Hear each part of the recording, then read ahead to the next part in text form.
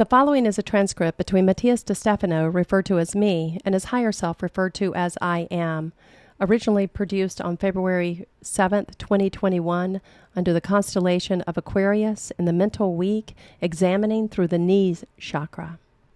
I am. You probably haven't heard about this constellation since it was divided into many others a long time ago, in the time of Claudius Ptolemy, in the constellation of the southern hemisphere, was designed as one of the largest in the sky. So much so that centuries later it had to be subdivided, and for this reason today, instead of knowing it by its original name, you know it by the names of the parts that composes it: Carina, Puppis, Pix, and Vela. The constellation of ARGO NAVIS owes its name to the story of the Argonauts, the swift navigators, from the Greek Argos, fast, and nauts, navigator. Me. I have heard this name many times, the Argonauts, but why is it so famous? I am. His story is probably one of the first and oldest in Hellenistic oral literature, following all of the typical steps of Greek myth, an individual who embarks on an adventure facing monsters and enemies to achieve a mission, returning home converted into a hero. Therefore, his story became popular as an example of all adventures. Me, the typical Greek hero archetype. What is the story of him? I am. Well, if you're looking to be inspired by it, you may not be able to, because it's one of those stories that prefer not to have a happy ending, since despite the magic narrated, the Greeks liked tragedy, and to recognize their own gods and heroes suffered from human-like lives, which often did not have happy endings. Me.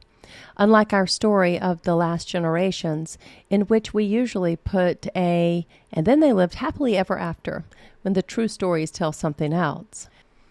It always caught my attention how Disney was in the charge of taking the tragic stories of the Grimm brothers and turning them into children's tales with happy morals and happy endings. Europeans have always been more realistic than North Americans when it comes to telling stories, and Europe was formed by the harsh reality of the Mediterranean peoples, while North American countries were formed by the dreams that sought to evade European reality. Me makes sense. I am. And America globalized its American dream, causing everyone to search for their happy ending, something that has carried over into spirituality. Me. Yes, it is something that is noticeable, the sensation of believing that one has to become spiritual in order to live in a world colored in roses and rainbows, to live in a magical dream of love and peace, which has nothing to do with the truth, but of the cosmos. I am. This distances people from the doctrine of the hero who must prepare to fulfill his purpose in real life, leading them to look for the image of a happy and magical ending of equality and eternal love. And this is what we will remember today on our way. The story of the Argonauts. It all began with Jason, son of King Yolko, who was dethroned by his brother. Sent away, Jason was trained by the only human-friendly centaur, Chiron, who introduced him to all kinds of arts, both those that nourished his body and soul. This filled him with the courage to claim his throne, and his uncle made him a proposition. If he managed to bring him the golden fleece, then he would not hesitate to give him the rightful throne. Me. And what was the golden fleece? I am. A fleece of fabric of lamb's wool. The mythology, it is said to have sprung from a magical ram, son of Poseidon, who, under the command of the cloud goddess Nephel, rescued two of her children from her stepmother's hands. By this act, the ram was placed in the heavens, being the constellation of Aries, and his fleece remained in the land of his mother, Theophane, in a tree guarded by a dragon and two bulls who spit fire from their nose. Me. Wow, what an imagination. I am. Everything has its why. In short, getting the fleece was practically impossible, with which the king would ensure Jason's death. However, he accepted the challenge and launched into the adventure. The first thing he did was to look for the fastest ship that existed, the best of all, and he found it in charge of El Velzo Argos, a sailor who built his ship with the help of Athena and the oracles, who made his prow speak. When Captain Argos accepted the adventure, Jason sent for several men who wanted to be part of the crew, among whom today the names of Hercules, Castor, and Orpheus will ring a bell. Me, Orpheus, the one with the lair? I am, yes, along with about 50 others. They embarked on an adventure through various islands and unknown lands until they reached their destination in the land of Caucasus, present-day Georgia in the Caucasus. There, the king told them that they would take the fleece if they managed to tame the bulls that threw fire, so that they would plow the land and sow the dandelions and defeat the dragon. Me, the dragon again. I am, yes, we approached him. Me, and did he do it? I am. Beat them? Of course not. Obviously, a hero-loving Greek would never tell a different story, and the truth is that he would not have achieved anything without cheating, and all of the work was done by a woman, the princess, whom he managed to woo and convince to help him. Medea. She, with her poisons, put the bull and the dragon to sleep, which allowed him to take the golden fleece. He returned, married to Medea, and to his kingdom in Iolcos as a victorious hero. But his uncle refused to give him power, and Medea, as always, helped him by bewitching the king's daughters who killed him. Me. And then they got to be kings and lived happily ever after? I am. If the story was written by Walt Disney, yes, but it was not like that.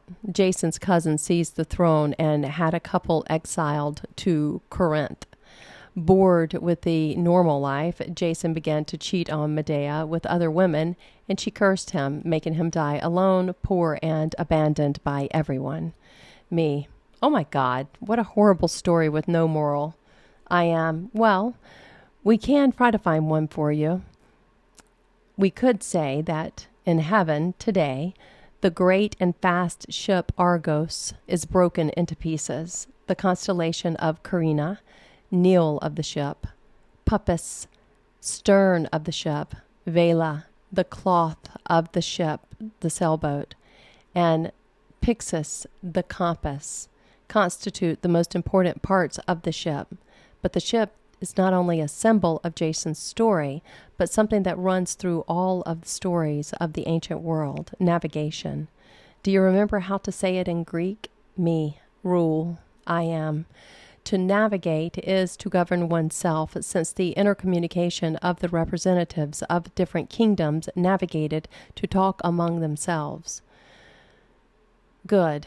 The sea was an inaccessible horizon for the first humans, something practically divine. That is why the boats were typically of the gods. In an ancient tradition of the Middle East, the ships symbolized the vessels in which the sun went to battle with the shadows each day. The sun sailed in the blue ocean of the sky, and the boats represented the trip of the afterlife to the unknown, the uncontrollable, until they managed to be the captains of their own destiny. Atlantis became the main ruler of the world since her civilization was born in the sea, and their power to control the waves made them gods compared to the rest of humans. Who sailed the sea, sailed the skies. Well, I swam with the stars. The Nile is the backbone of the ship, the axis of this divinity, Carina, who carries rulers across the ocean of existence. At the stern, the course is determined by the rudder, while the bow makes its way, breaking the waves, and the divine breath, the wind of the gods, pushes the ship thanks to the extensive sail. The sun is the king of the heavens, and for this reason he is the navigator who sails the seas to rule over his creation. To navigate, it is necessary to know the ocean, the waves, the currents, and to know how to observe the skies, interpret the clouds and the stars, since it is the fixed stars and the planets that indicate the directions to the sailors. Me, governing oneself like the sun, is governing oneself. It's becoming the captain of one's own ship, knowing how to control the words in the wind and the waves of emotion. It is the mind of the air and the feelings of the seas in its axis of the keel that allows the navigator to find his destiny and traverse the divine. I am, and to reach that divinity, you need to live the adventure of the unknown, facing the family, couples, internal and external monsters, the dragons that guard the ego, Aries. Aries is the most basic self. It is the one that is referenced in the most basic needs of the personality. A golden ram is the brilliance of one's own self, which recognizes its light and radiates it, not from unconsciousness, but from consciousness.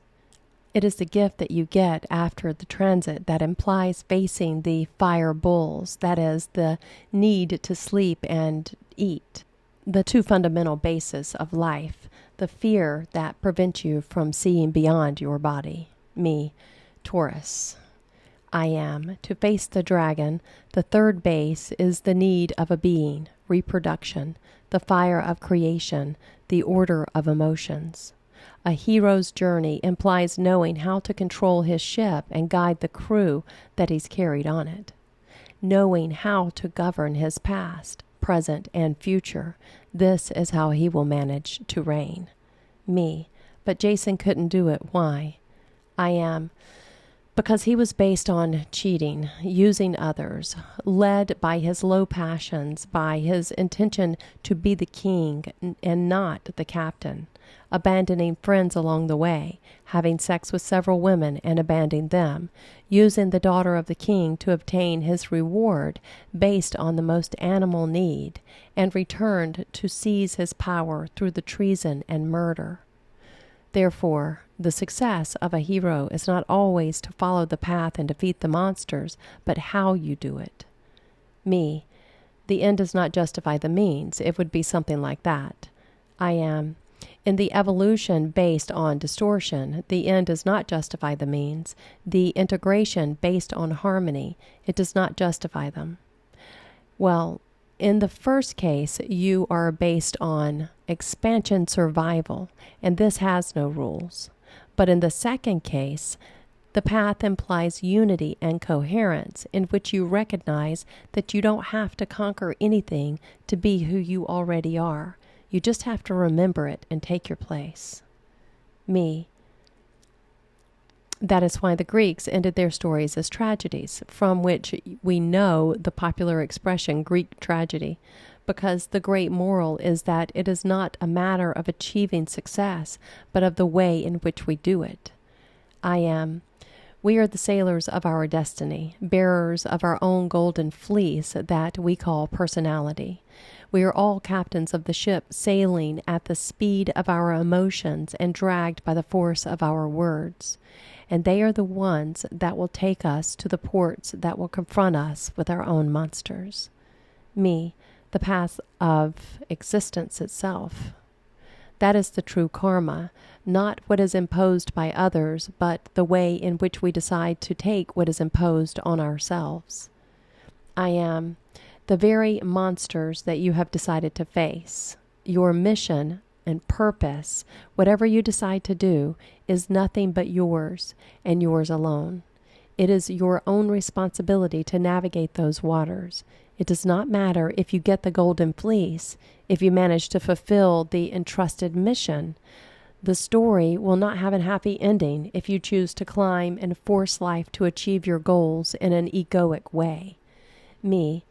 But what if it's in service to others? That is it egoic to want to do a planetary task, or to help the poor or immigrants or any culture or project? I don't know, whatever. I am. Anything that involves doing something for others is selfish. What? I am. The only thing that moves you to do something for others is the need of your being to feel complete and fulfilled. It is not bad, but you need to admit it.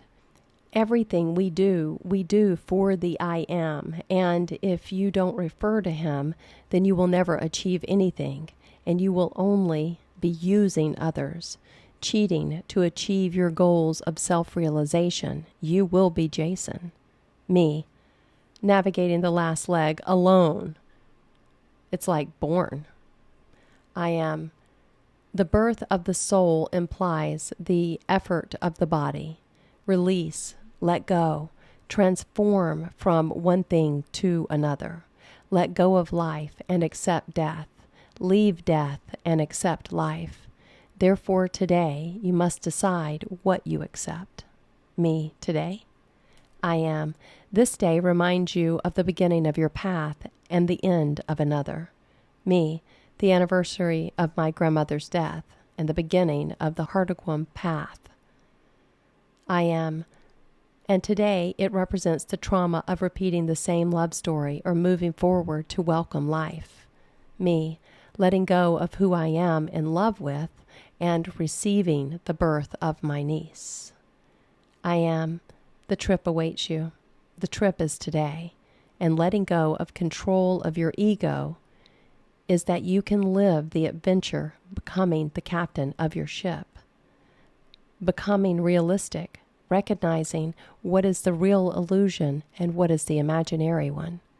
Everything is an illusion, but your discernment is the one that should indicate the truth among the truths. Me, I don't understand. I am. Today you must choose what pulses your heart. You must polish your kill, must aim your stern to the destination. Drop the sail and look at the compass of your heart.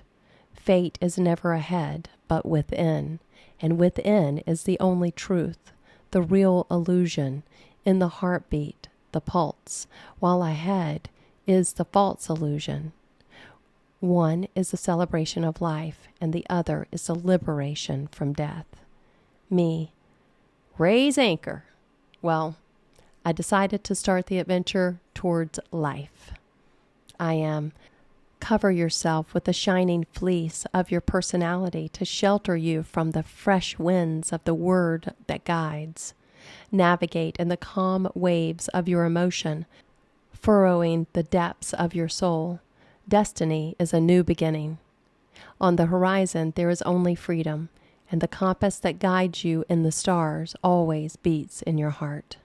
Me, set sail. The dragon awaits us to celebrate under the tree of life. I am, sail free, Argonaut of creation.